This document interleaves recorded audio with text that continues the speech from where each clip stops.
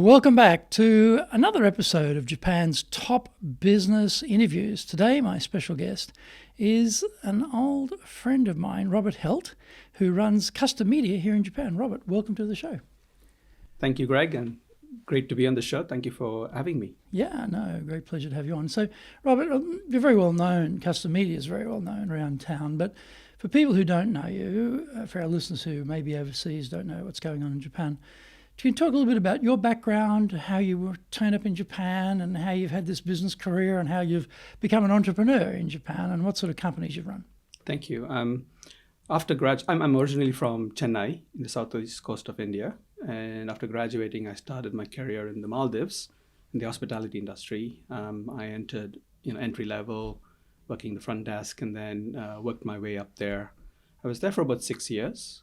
And I was promoted to front office supervisor and then accommodations and guest relations officer, in which role I had to lead teams. And that was my first time to lead a diverse team. Being in the Maldives and being an Indian company, of course, we had many Indian staff, but we also had the local Maldivians, we had Bangladeshi staff, we had Sri Lankans and several other nationalities as well. So in the front office department, I had to deal with international staff, so trying to understand their cultures, trying to understand how to motivate them. So it was quite a fascinating career for me. And also, being in the tourism industry, it gave me an opportunity to work with, tourists from all over the world, from Europe, from different parts of Asia, and so on. I was there for about 6 years. Then I moved to Japan in 2004. What made you come to Japan in 2004? Why leave the sunny Maldives for Japan? Huh? Sure. My wife's Japanese. I met my wife in the Maldives, and then we got married in India, and we were there for about a year. And then we moved to Japan in 2004. And the first thing that struck me was just the advertising world. It was, everywhere. It was in your face. It was everywhere I went. I was just, distracted by this advertising clutter. And I just felt like this seems like a very interesting industry, and it seems like it's happening here. So I was so curious about advertising. So I wanted to get into advertising. So I started working for a publisher in advertising sales department, doing advertising sales. I was there for about 3 years. I became the sales manager, and I just found that there was no more growth, and I wanted to do something different. And I wanted to, I always wanted to be an entrepreneur. I've always wanted to start my own business. So that maybe the timing is right. I saw an opportunity in the market for bilingual media, and that was it. So I set out about 2008 to start custom media. And I think what was your first publication? Where did you start from in your publications? At the time, I launched a magazine called Duplex Lifestyle. It was a bilingual magazine for a service residence operator. It was just before the Lehman shock, which is, really bad timing, because after the Lehman shock, the business pretty much folded, and my contract for the magazine, after 2 issues was pretty much, evaporated. So I had to think on my feet and do something different. So I took the same concept and launched a magazine called WITHIM, or What's in It for Me, which is more of a bilingual lifestyle, travel magazine, which could be found in several other service residences, including the Mori residences, found in hotels like the Shangri-La and so on. And from that, I, went to the British Chamber of Commerce. So I didn't have a magazine at the time, and, pitched to them the idea of launching a magazine for the chamber. And in mid 2009, they awarded me the contract. And in 2009 November, I launched the first issue of BCCJ Acumen. So we just celebrate our 10th anniversary of BCCJ Acumen. Oh, congratulations! Thank you. So here you are. You've come out of the hospitality industry. You're working in the sales job, selling the advertising space to companies. You start one publication, Lehman shock. Contract doesn't continue, you start again. So how many people did you have at the beginning there, and how many people is it today, and what sort of publications are you covering today? Sure. Back then we were a very small operation. I had about 3 staff, just 2 sales staff, a designer and an editor and myself. So my business partner Simon and myself. So we were a very small team, close-knit team. So how do you convince people to join that? This is how long ago now? This is about 10 years ago. 10 years ago, yes, right? Yeah. To join a startup. I don't think the word startup even existed in Japan 10 years ago to any great extent. And so people here are very risk averse, cautious about who they join as an employer. How did you convince people to come on board? That must have been a pretty good sales job. Yes, it was quite difficult, but I think they saw the passion, they saw, the vision, and they could see, opportunities for them to grow in the organization. So I'd given them, chances to learn and grow and achieve something with me. And I think they saw that in me, and they came on board. Yeah. And how many of those were Japanese? How many were non-Japanese? I had one Japanese staff who was the... Still with you? No, she's not with us anymore. But yeah. And then 2 salespeople from non-Japanese. Non-Japanese, right? And today, how big are you today, and how many magazines do you cover today? Today we cover 3 other magazines. We do the American Chamber of Commerce monthly magazine, and we That's do the ACC Journal. That's right, Yep, the journal. The journal, yeah. And we do the Canadian, which is the quarterly magazine for the Canadian Chamber of Commerce. We also work with the Tokyo American Club. What we do is purely advertising sales support, and so we are the exclusive advertising agency. This is for INTOUCH. INTOUCH magazine, that's yes, right. okay. So, and apart from that, we also have, annual magazines. We do a magazine for Housing Japan. Again, kind of similar. They do the production, but we handle the content, sales of advertising and so on. You still got the British Chamber, Acumen. We still have the British Chamber. And then most recently in June of this year, we partnered with Dow Jones, the publisher of the Wall Street Journal newspaper, to launch their global magazine called Mansion Global, which is a luxury real estate magazine printed globally and a website portal. So we launched the Japanese version of that in Japan, reaching Wall Street Journal subscribers and a wider audience. So it's a Japanese language magazine. It's our first fully Japanese magazine. And it's also a website portal for real estate listings, luxury listings this is. And how many people are in the company now?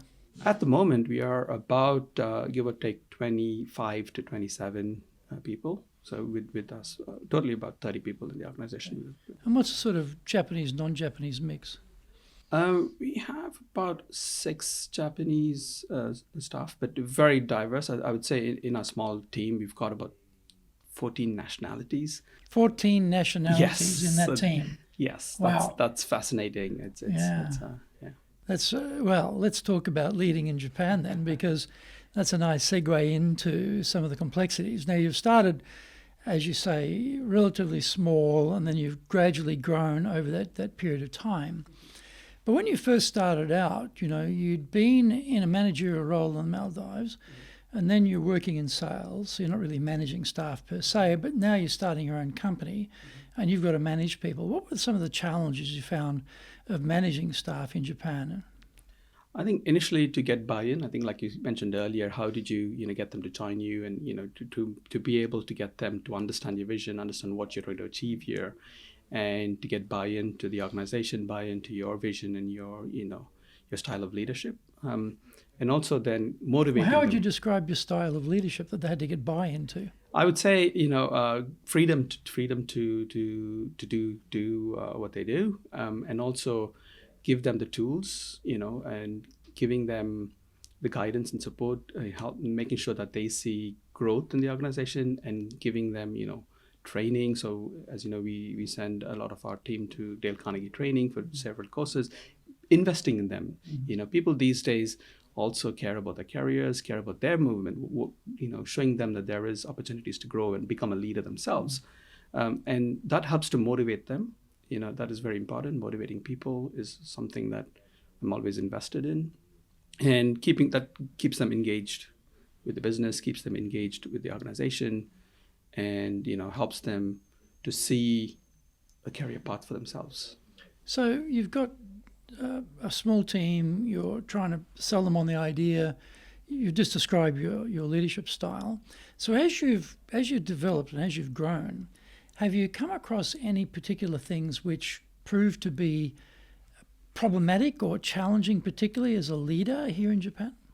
I would say, in an organization like ours, because it's very diverse, the challenge is always culture, understanding the various cultural nuances. Is that because it's that 14 different nationalities issue? Is that the... Yes, and also, understanding the different, the cultures that they come from, and their experiences, right? So, and in Japan, understanding the Japanese culture as well. So I think it's important to understand their different cultural nuances and how that, in turn, plays in the workplace. So what sort of nuances are they? Communication is a challenge, right? So I mean, You're talking about language now? language and communication styles. Some cultures might be more passive. Some cultures might be more active. It might be seen as aggressive, but that's not the reality. So trying to balance the different cultural aspects of the way they communicate, and of course language plays a big role as well. We've got 40 nationalities. Not all nationalities are native English language speakers. So trying to so you've got Europeans, you've got Asians from other parts of Asia, then of course you've got Japanese, and also you've got Native Americans and Brits and so on. So trying to communicate effectively, and also trying to see where they are going. I think that's kind of the challenge. Yeah, and my experience with Indian culture is that Indians love talking. Oh, yes. Very talkative race, I found. So I'm wondering, you talk about some cultures are rather passive and don't do a lot of talk. I think the Japanese can be like that, rather listening very carefully, not talking up much, maybe not volunteering an opinion. Did you sort of strike any barriers coming from a culture which is quite effusive, I would suggest, and loves to debate, loves to talk, with a very passive, curious, maybe a little bit conservative approach? Yes, all the time, I would say. And I think it's like I mentioned earlier, I think that's important to understand the different cultures, because often you wonder if they are understanding what you're saying, or whether are you talking too fast, or if you start second guessing. So I think what I've learned is to stop and ask and be a good listener. So when you be a good listener, you're able to actually hear them out and kind of push them to share their opinion in a nice way. So that I think helps. And I think with a very young workforce, we don't have that problem, because everybody speaks up, and I try to nurture that style of work environment where everybody, no matter age or seniority in the organization, can share their opinion, can share their ideas, and keep it very open that way. And that really helps to get buy-in and get engagement from the team. And do you find that rich mix of 14 different nationalities has an impact on creativity, because you've got such diversity there and people are willing to speak up? Does it lead to advantages around that area? Totally. That's our creative edge. That's our competitive advantage, if you may, because we can get different ideas. We can get what's worked in other countries, and then how we can localize that in the context in Japan. And that really is our secret sauce, I would say, to our success. Have you found that you are attracting a certain type of Japanese person to work in the company who's open and flexible and like that? Or are you finding that the sort of general cultural mix is encouraging them to speak up more and be a bit more open and a bit more transparent, maybe a bit more vocal? Or how is that working out? I think it's a bit of both. I think initially when I interview and hire the Japanese staff who like to come work for us, often I hear one of the reasons why I ask them, why would you like to work in an organization like this? One of the reasons why, what they give me, is that they like to work in an international setting where they get an opportunity to, speak in English and interact in English. And often, the team that joins Custom Media have either worked abroad, studied abroad, lived abroad. So they have an international mindset to start with. That being said, though, when they start in the workplace, it takes them a while to kind of, adjust to the pace of and the communication styles. And so then when you say the pace of the communication styles, is this just the speed of talking, or you're talking about the sort of speed of thought? Speed of thought. Definitely speed of thought. And, language can play a role in that, because, there are different, I think what you'll find is understanding words and colloquial, British English or American English or phrases sometimes I may have trouble resonate. with American English. Sometimes being an Australian, I don't follow the TV shows, or I don't have the cultural background. I don't know. Sometimes I've got no idea what they're talking about. So Exactly. So there you go. So that does take a while for them to understand and adjust. And also I think they find probably, is it my turn to speak? Do I need permission? So you got to keep encouraging them, even though they come in with an international mindset. You need to encourage them and get them to open up. And of course, everybody's different. You get those who just come in and from day one they're switched in and they're ready to go. And then those that need time to adjust and adapt, and those that stay do get that, and they do grow with us. And I've had Japanese team members who come in, they're very shy to start with, and then by the time 2-3 years, and if they move on, they've just blossomed into this full-fledged professional that they're proud to go on and do new things. the foreign population here is basically a transient population to a great extent. I mean, people like you and I have been here a long time and probably will be here forever. Well, I'll be here forever. I'm not sure about you, but I'll be here forever. But the Japanese population, obviously this is their home country.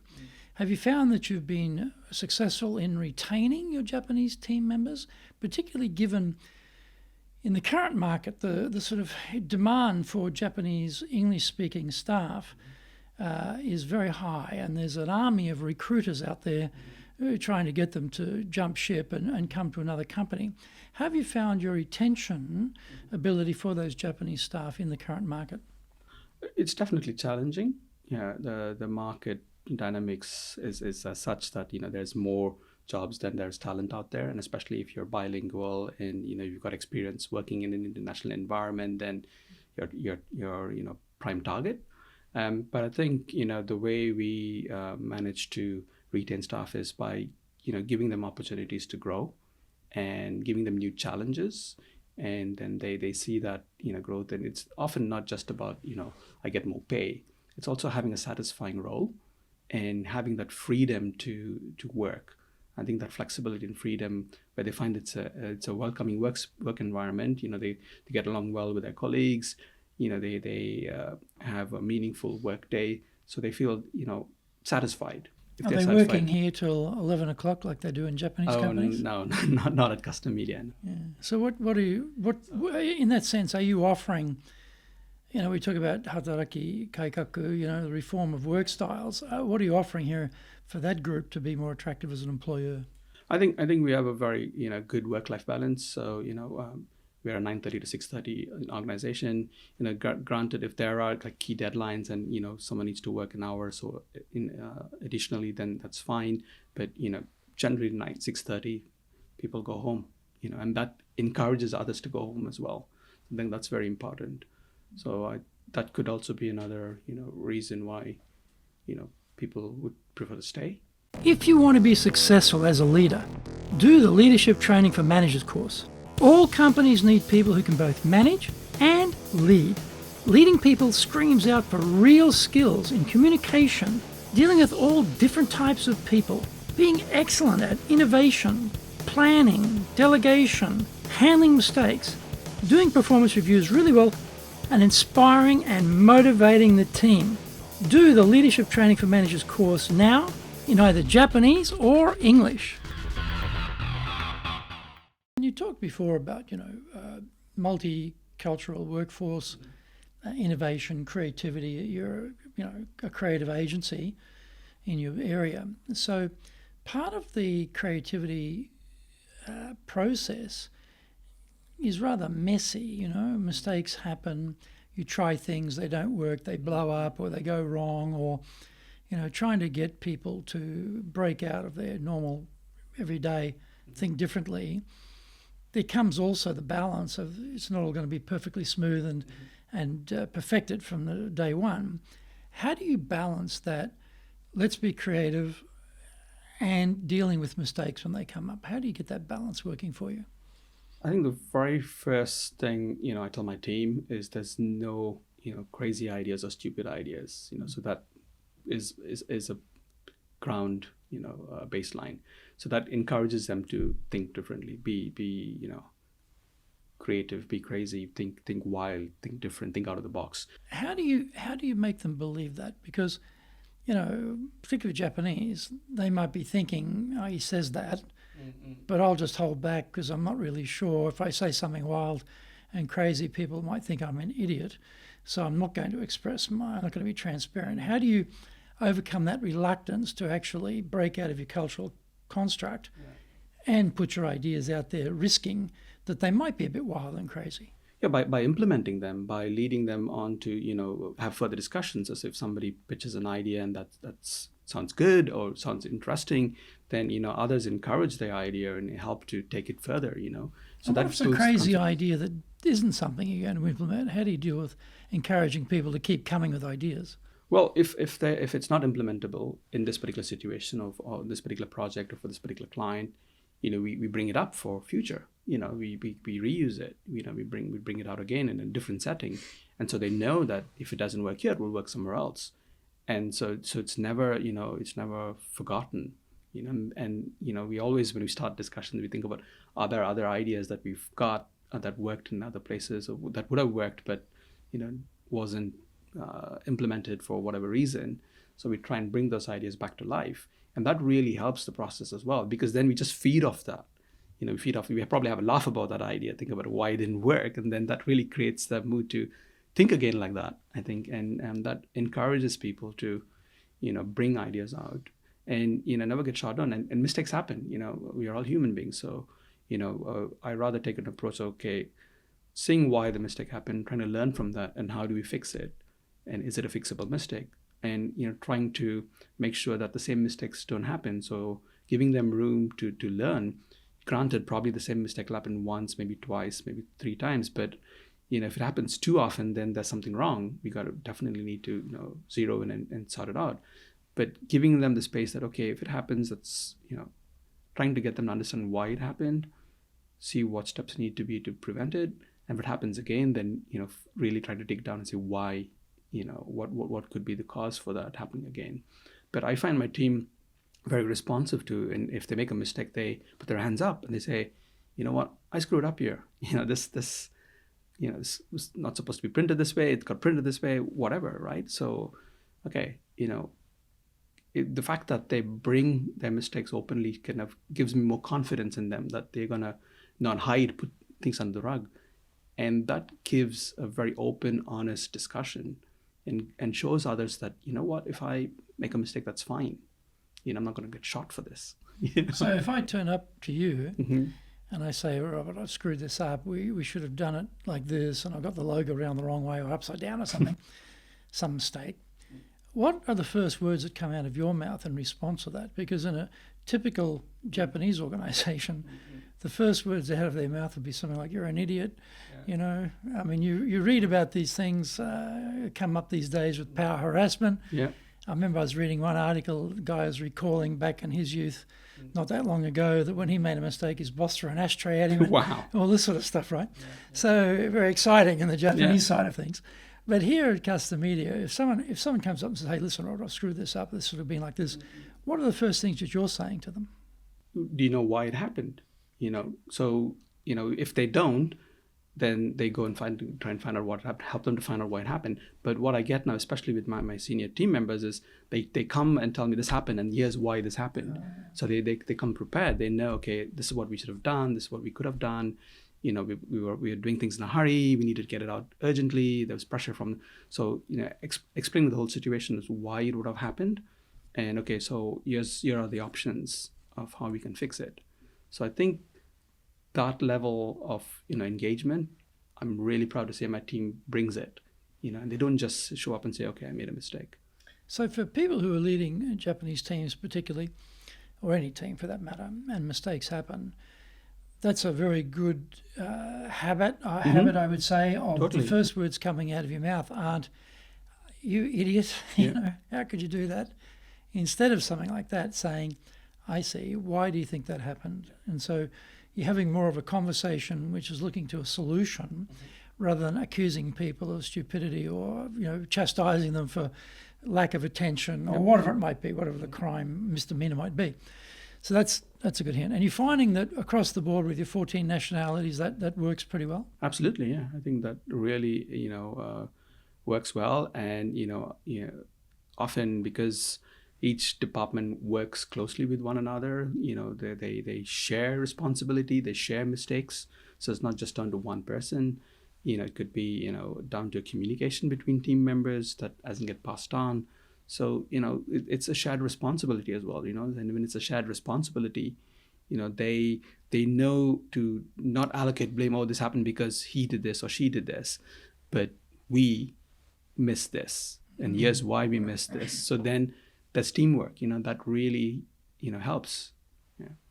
Well, one of the things too about Japan can be because it's a no fault, no defect, no mistake culture, and people take this stuff very, very seriously, that often their first instinct is to hide it. And there's always a pretty good chance the boss won't find out about it. Mm-hmm. You'll sort of ninja at hiding things. And usually by the time the boss finds out, it's too late. And the boss's ability to access time, power and money doesn't help much because of the sort of time factor. But have you ever had that issue where people may not have really understood your approach to it and have actually been trying to hide stuff because they're worried about the retribution or worried about getting fired or worried about being scolded? I think probably in my earlier days in the company it might have happened, and I think even there, sooner or later, it comes out because someone's got to pay for it. And in a small organization, it will come out eventually, and so I think giving that person time to own up to that mistake helps. And I find that approach, then you kind of slowly probe into, do you know what happened here? This happened. Seems like there was a mistake here. So giving them a little bit more, leeway into owning up to it, helping them along that process helps. And then eventually when they kind of go back and reflect, they might have thought it's not a mistake, so trying to get them to understand that there was a mistake, or they were probably part of it, or they were the reason it happened. That helps them to also own their mistake. And when they own it, then you look at a solution, right? Then you address it correctly. So it's a time lag. It could be just that the person didn't think it was wrong, and it could be, okay, well, that's what I thought I heard him say, right? This is coming back to the communication and language and nuance and culture, kind of probably misinterpreting what the request was and just doing things, without thinking if that's the right thing or not. Mm-hmm. And so in terms of encouraging people to go the extra mile, Japan is a country where there's sort of like a naturally built-in cultural loyalty factor around association with the organization. They tend to be loyal. But being passionate or being enthusiastic or going the extra mile doesn't necessarily come in addition to that loyalty. They can be loyal and rather passive. They can be loyal and rather do their job and go home. How do you encourage people to go beyond just being loyal, but to be having some passion, having some commitment, ready to go the extra mile, particularly in your business where you have a lot of deadlines with those publications you mentioned? How do you encourage that mentality? I think the easiest way to do that is to reward and appreciate success, and that really helps to feed off that continued success. And also, so how do you do that? Say, for example, someone does do something where they go the extra, come on the weekend or stay late or come in early, or really do something to hold it all together. Has been a problem, and they've clearly done something that was beyond the norm or beyond what you'd normally expect. What is the reward? Is it money? Is it praise? Is it lunch? How do you reward them? It's a combination of all that, I'd say. And yes, it is appreciating them, publicly appreciating them. And then, of course, you could have, depending on the person as well, it could be a one-on-one, it could be lunch, it could be whatever motivates that person, or whatever, mechanism, works for that person. I think it's very important. What motivates each person?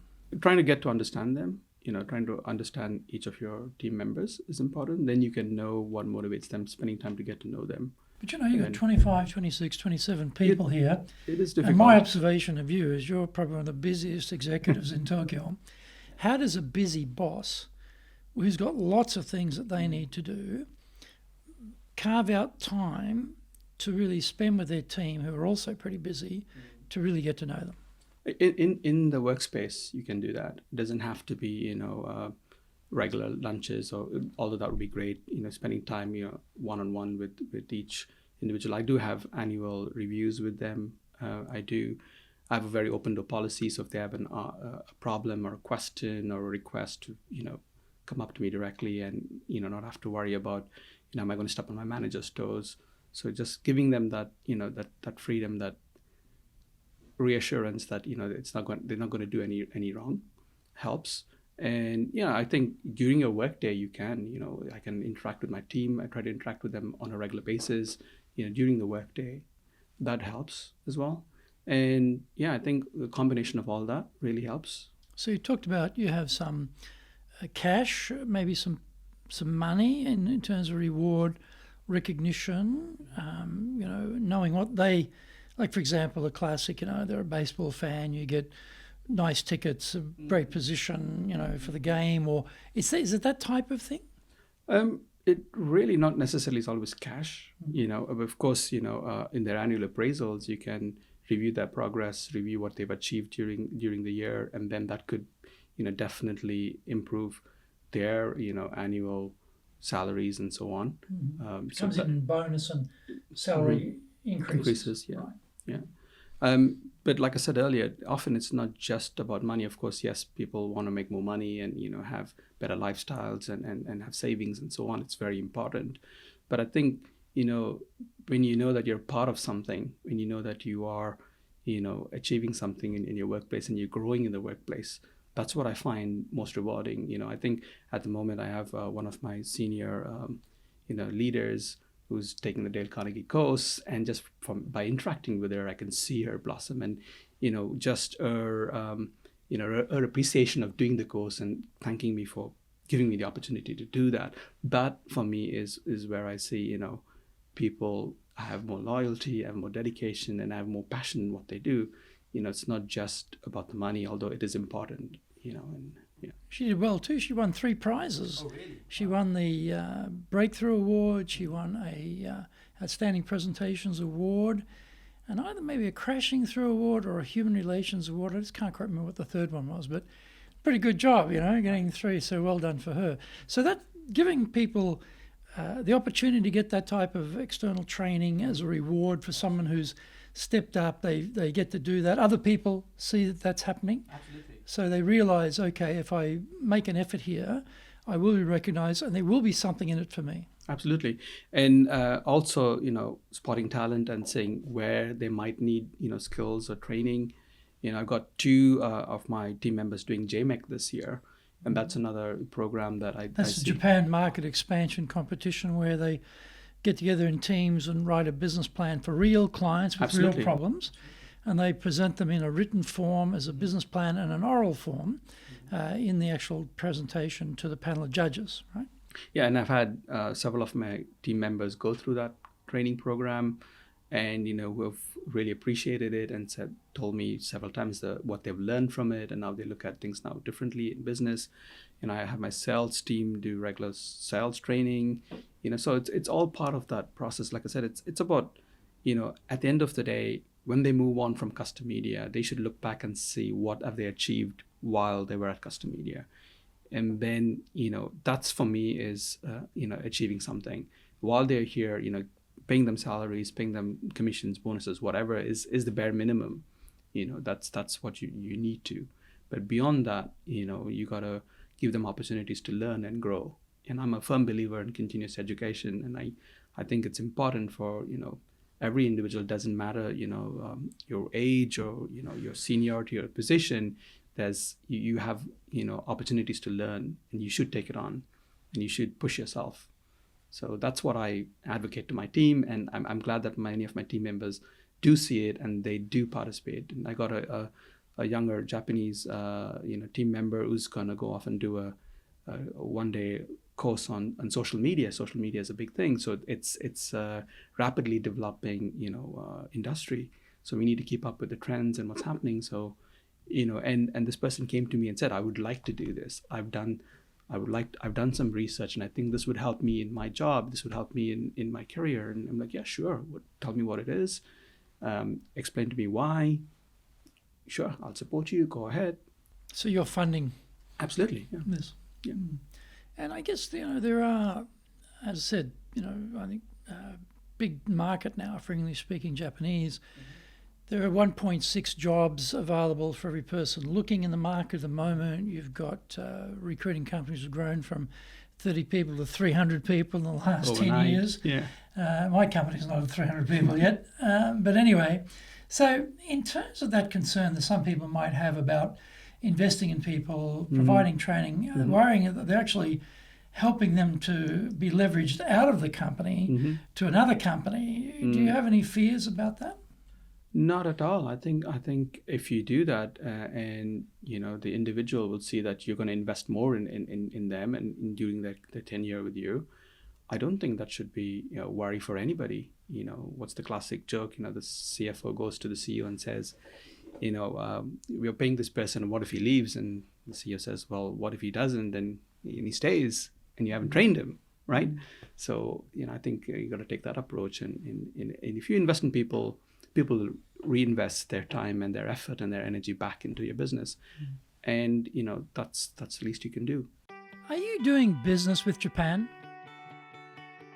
Do you really know how things work? Japan Business Mastery provides the answers. Do you have the right networks and know how to create them? Do you know how to get on the same wavelength with Japanese buyers? Do you know what being trustworthy looks like from the Japanese perspective?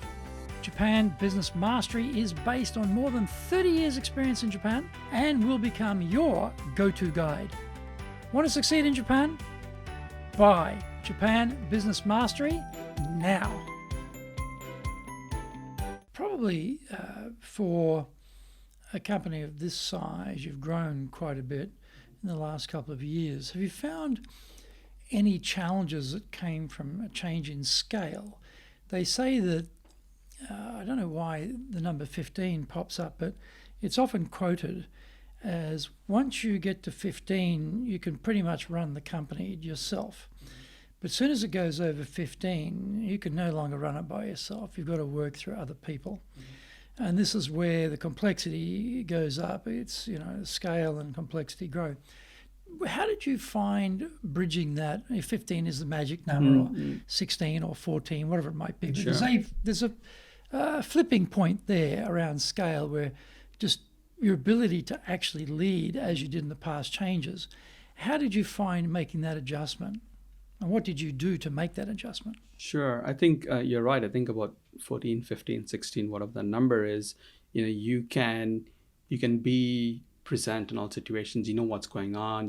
I think you have got more personal connections with the team. You're spending more time with every individual, and I think it's easy for you to have a bird's eye view of what's happening and step in whenever you're needed, and kind of predict what's going to happen with your experience and your knowledge, and you'll be in any situation and you know what to do and you have the outcomes.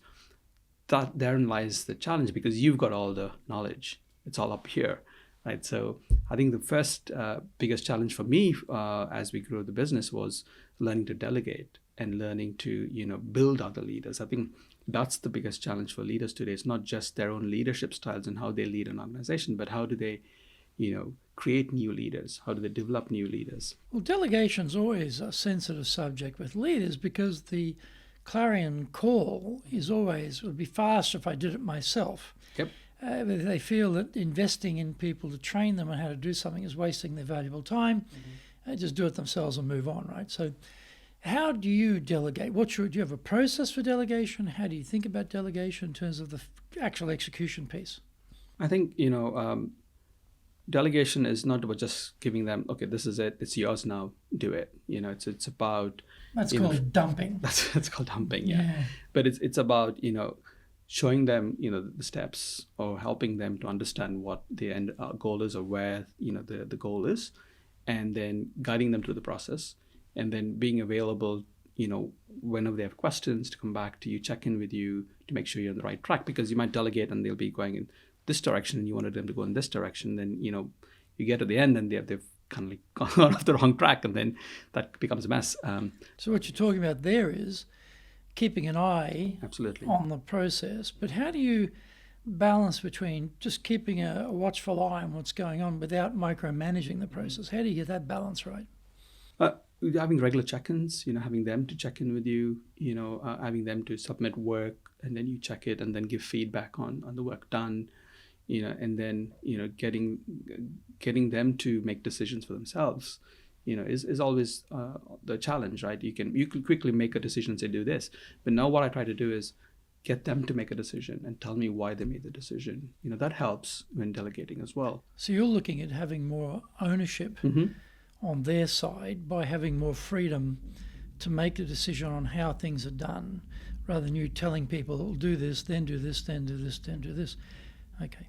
That tends to be a very typical Japanese process of, you'll do this, and then I want you to do this, then you do this, then, like they're really ordering it out. So it must be quite interesting. Did you find with your Japanese team members in particular, where you're doing some sort of delegation, that they were sort of flipping it around and sort of expecting to be told by you how to do each step? Not so much, to be honest, because I think, by now they understand expectations, and if they have a question or, they need some clarity on it, they are happy to, stop by and check in. That's very important. So I think they really get on with it, and I think having a culture of don't worry about mistakes helps, because then they don't fear, am I going in the right direction? And, having regular check-ins, having a watchful eye helps you to keep them on track. So if they are, going off track, then you can say, okay, well, this probably is not the direction we should be going. How did we get here? What should be done? Trying to put them back on track. Do you have any particular methodology for selling the benefits of delegation to the team? Because often team members can feel it's an imposition. The boss is giving me their job to do. I've got my own job already, and I'm damn busy doing that. And you turn up, now I've got to do your job, and it doesn't feel like there's anything in it for them. You had a magazine called "What's in It for Me," I think, wasn't it? And so, what's in it for them? How do you communicate that there's actually a benefit to them in taking on this delegated job? Well, I think if they see that they're going to learn how to do something, they're going to grow. That helps them for sure. And I think, it's not just about giving them, a task to do. And for them, it's about seeing where they fit into it and how what they do now will help them in their career progression in the organization. So then that helps them to go on and build teams and lead teams. So they see that, okay, this responsibility is going to help me improve in my career, and then give me the skills I need for handling this in the future. So I think that's important.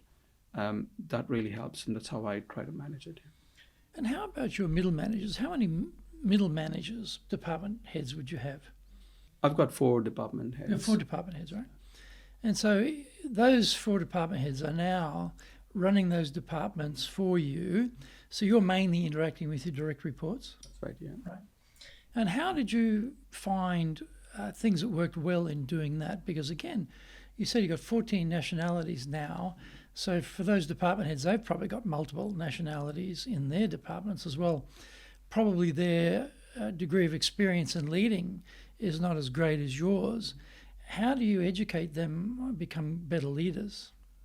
I have one-on-one sessions with them, trying to understand their challenges, ask them about how things are going in their team, helping them to understand, what are the challenges they have in the team, and helping them to address those challenges, having, meaningful discussion with them, and then giving them advice on, if they need, like, how would you do it, giving them the right advice, but also, expecting them to take responsibility. I think people like responsibility if they see that it is going to improve, their ability to manage a team. So I think that's very important. Helping them to,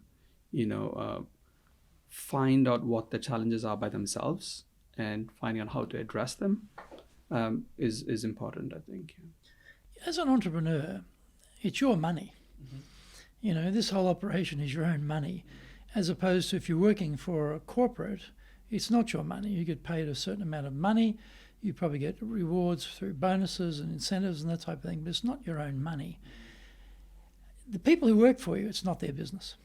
So how do you get them to take the same degree of commitment and pride and care about the business when they don't own it? It can be challenging, but I think, if they see the results, and like I said earlier, I think if they are part of achieving something, that's what I love about my team. They really are, great achievers. They strive for the best.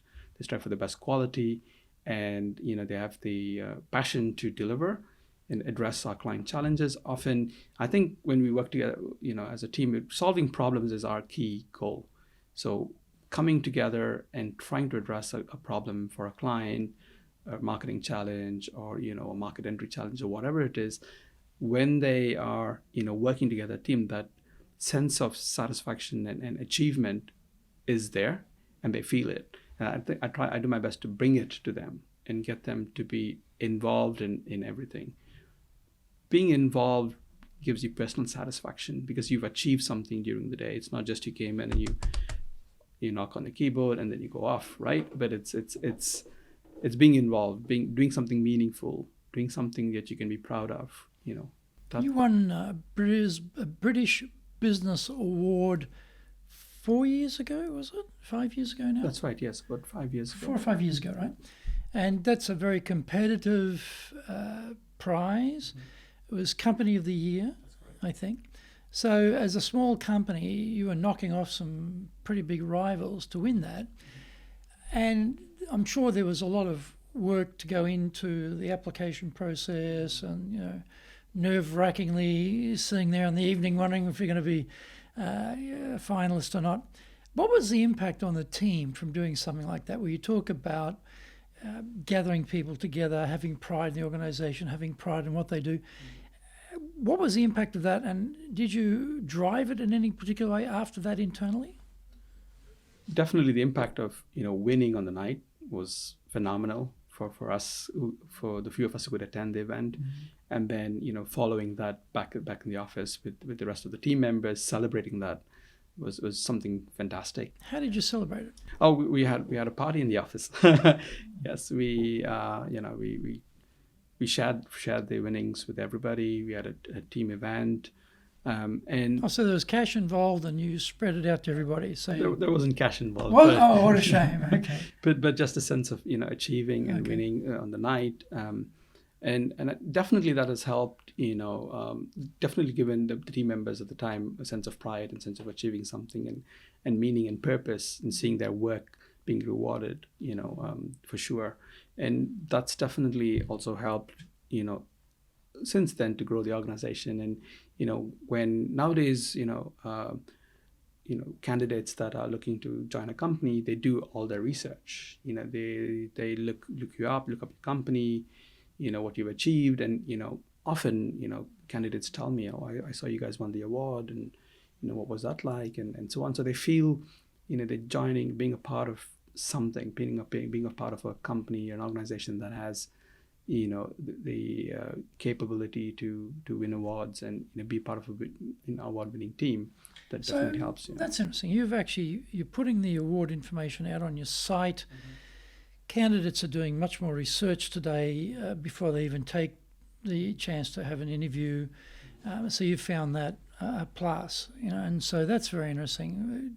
Putting that out there in terms of free advertising, in a sense, I guess, about the culture of the company. The success of the company, the prestige, recognition of the company. That's interesting. When did you start to notice that candidates were doing that type of research? Because in the old days, no one did that. They barely turn up half organised for their interviews. But today, that sounds like they're a bit more switched on. Absolutely. And I think that's a bare minimum now I expect from candidates. If they haven't done their research, then ask them, what do you know about us? Even before we meet them in person. We have a very thorough interview process. So if they've done their research and they know something about the organization, then that gives you also confidence in that, this is somebody who wants to be a part of you, who can belong here. But if they don't, then there's no way they're gonna pass the next round of interviews. But I also want to add that apart from just awards and positive messaging out there, what we also do for the community, we support a lot of charities. We do a lot of pro bono work. That's also a sense of satisfaction and achievement and pride for the team. Where they see that that the company is not just about making profits, not just about being successful, but also giving back to the community. And so we work with quite a lot of charities here, and we do what we can with the limited resources we have. That's important. So when you have a busy work day, you've got projects that you need to fulfill, the team goes the extra mile. It takes time to work on projects that we know we're not getting paid for, but still bringing the same level of integrity and quality and passion in that work. That also is very fulfilling for a team that's very diverse, and that's another minimum expectations these days, I think, that candidates out there have about organizations, and what do they also do for the community. Do they share the same values? And I've had candidates tell me about that as well. I saw you did this and you did that, your organization does this. That really helps. It helps to drive engagement, helps to drive a sense of purpose, and that also helps inform them about the type of employer custom media could be.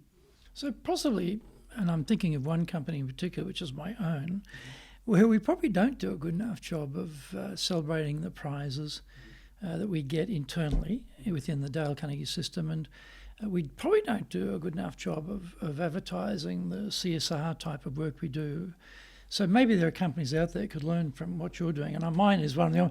I'm sitting here being very stimulated by what you're saying, thinking, gee, I better get back and get some of that stuff on the website and populate that a little bit more around those details, because we're doing them. We're just probably not maximising the opportunity to calculate with candidates, this is a great place to work.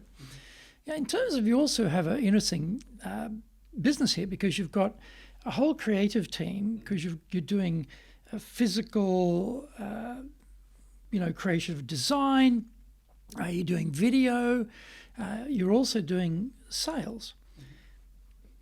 How does that go, managing a creative team and managing a sales team? Because my experience, the creative mindset and the sales mindset are really totally different, but you've got to manage both.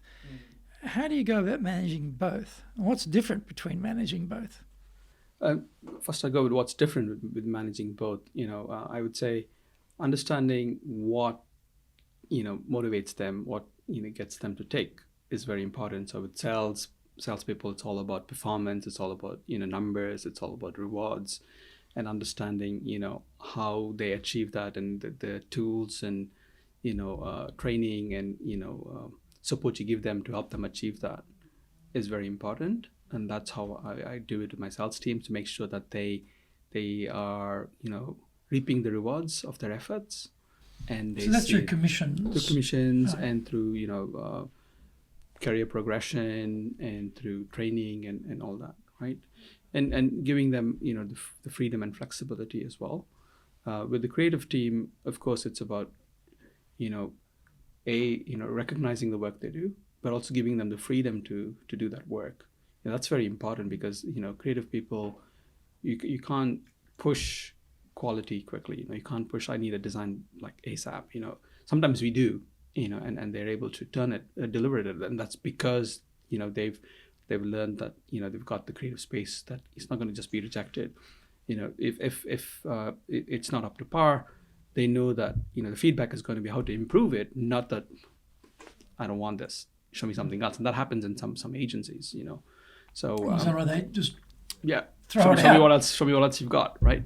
But being able to guide them. Okay, maybe this is not right. Maybe this. Maybe giving them encouragement to try different things, and encouragement to explore and push the boundaries. So I think that's important for creative people as well. Well, I've asked a lot of questions about leading in Japan, and you've got a very interesting company here, the way it's split up with creative sales, 14 different nationalities. You've been going, a number of years. Were there any things about leadership I should have asked you that I haven't asked? There are probably a few things, and I've actually, made some notes there because I was thinking about this myself. What would be the other things, as a leader? And I think being patient is one of them. You have to be very patient, to give yourself time, because I think leaders tend to be impatient and they always they want results immediately. That would be me, actually. Perfectly description of myself right there. Right. So sometimes, allowing yourself to be patient and take your time and remaining positive, personally at all times. It's a big challenge, and it's important. So what do you mean by that? Why is your personal positivism important in leadership? I think because your personal positivity can influence others and impacts others, and there are of course days when you're having a bad day, and your body language, the way you interact, can quickly be picked up by your team and so on. And so you're now a master actor of hiding your had a hard day at home or having a hard day in the business and not showing that? Are you good at that? No, I still have room for improvement, and we all have our our difficult days, but I think trying to remain positive and pushing through even through challenging times. So being an entrepreneur, risk is something that we take on often. So when we're launching new products, launching new solutions, it's quite risky, but you need to learn to handle those risks, and try to control your emotion, and try to be as positive as you can, even when things are not going as smoothly as they should be going. And that I think is an area for all leaders, and it doesn't matter in which positions they are in, whether they're a senior leader or a junior, smaller team leader. So I think those are the two areas that I would say. And if you had to give some advice to someone who is new to Japan, maybe they're about to get on the plane and head over here, or they're posting their assignment in Japan, or they've just arrived in Japan on their assignment, they're probably early days. If you had to give us a couple of pieces of advice, say 3 pieces of advice or something like that anyway, what would be some advice you'd give to the newbie who's arrived in Japan, who doesn't have your experience and doesn't have your background? One, I would say take the time to understand the cultural nuances of the country. It's very important, especially if you're coming in to lead a Japanese team and fully Japanese team, then it's very, very, very important. How do you learn the cultural nuances of Japan? That was going to be my second advice, which is build rapport. Take your time to build rapport with your team. And earlier, like I said, being patient is important. That helps you not to be impatient and try to get things done your way because you're new and you're here to deliver results, and HQ is watching from far away. So I think, trying to be, patient, understand the cultural nuances, that helps you to build rapport with your team, because your team would now say, okay, this isn't just another guy who the HQ is sent to fix this office, right? And the final piece of advice would be open to your team's ideas. You don't always have all the solutions. You're maybe the leader, but you don't have the answers. You don't know the market. Your team's here for a reason. Learn to trust them. Open up to their ideas. That gives you also, again, another opportunity to build rapport with them.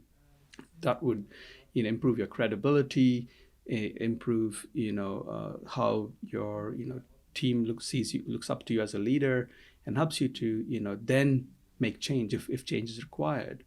Then you will get buy-in. Then you will get, your team behind you. So. Well, this has been another fascinating journey through leadership with Robert, from coming here from the Maldives in the hospitality industry to go into the advertising space and sales, to entrepreneurial space to start his own company and build it up from himself to now 26, 27 people, 10-year anniversary of the first major magazine he launched, which was Acumen. So it's been a tremendous success. And he's really shared some insights today from the inside out in terms of working with people, what works best here. A lot of wisdom, a lot of insight. We can all learn from that. Robert, thank you very much today. My pleasure. Thank you, Greg. So we look forward to having you join us on the next episode of Japan's top business interviews.